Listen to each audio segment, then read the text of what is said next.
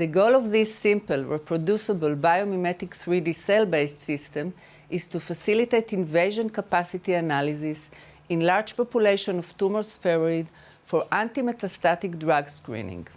The main advantage of our hydrogel microchamber array is that it allows the production of large number of uniform spheroids that populate the same focal plane per well.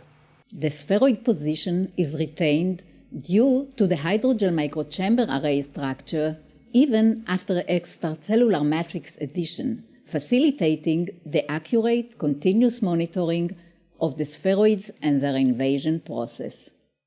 Further, the morphological characterization and fluorescence staining of numerous spheroids and invading cells can be performed in situ and analyzed at a single element resolution in a time-efficient manner.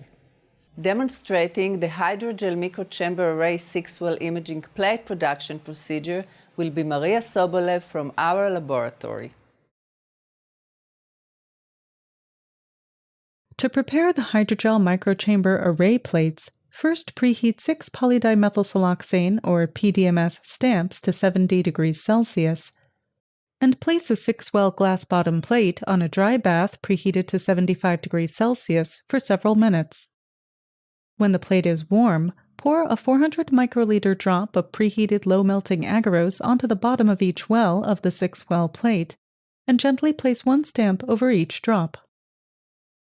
Allow the setup to cool for 5 to 10 minutes at room temperature, followed by 20 minutes at 4 degrees Celsius for full agarose gelation.